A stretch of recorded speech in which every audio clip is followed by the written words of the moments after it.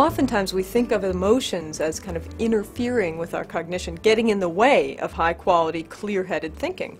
But nothing could be further from the case. In fact, the most nuanced, the most high-level, mature, wise thinking in all domains, even what you would traditionally consider a cold cognitive domain, like deciding whether it's a good idea to sell your house in this real estate market or to hold on to it for another 2 years, decisions that you don't think of as emotional. All of these decisions actually benefit from an emotional component. In fact, they have an integral component of emotion related to a feeling of riskiness, for example, that comes from your past history and experience with similar kinds of decisions. And when you take the emotion out of the decision, what happens is the decision gets worse, not better. And so what we find is that there's a very critical role for relevant, nuanced emotions in high-level thinking.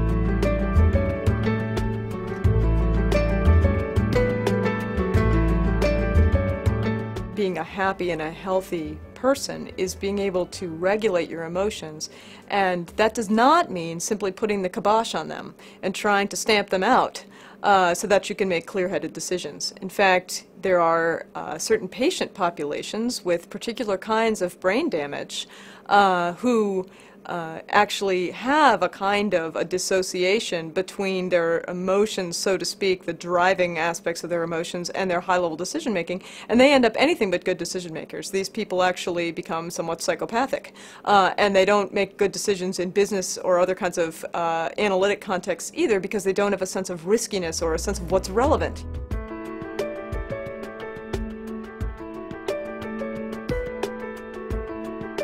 Emotions are critical for human behavior and adaptive functioning because, like I said, they actually are the thing that help to push our behavior in a particular direction. They help us to be able to think in ways that are going to match the circumstances that we're facing. Without emotions, your cognition has no impetus to match itself, to make you fit yourself well into what's going on around you.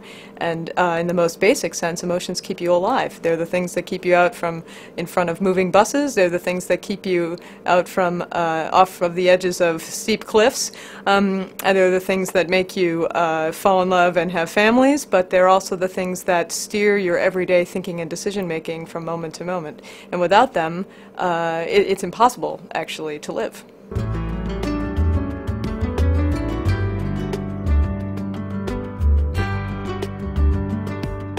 We need to be aware of what's going on around us, because that's the only way that we can adequately in a nuanced and fine-tuned way adjust our own behavior to what's going on around us and behave appropriately, treat other people appropriately, and act in an advantageous and pro-social way, in a way that promotes healthy relationships in society and in the world.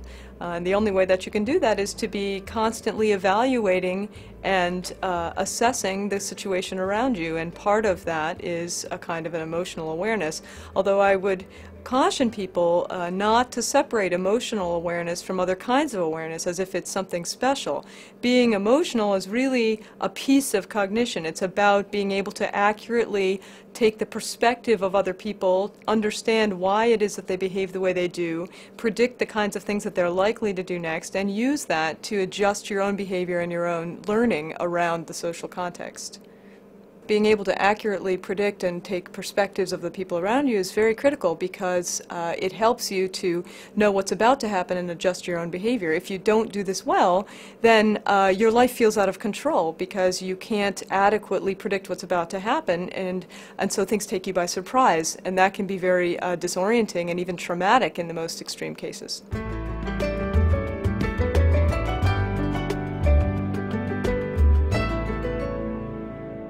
Emotions are skills like other kinds of cognitive skills. You can learn to read, you can learn math, you can learn a new skill like in order to become a real estate agent, whatever it is you're interested in doing. You can also learn to hone the skills you have for feeling your own reactions to situations, and you can learn to hone your skills at inducing more complex reactions to the situations in which you find yourself.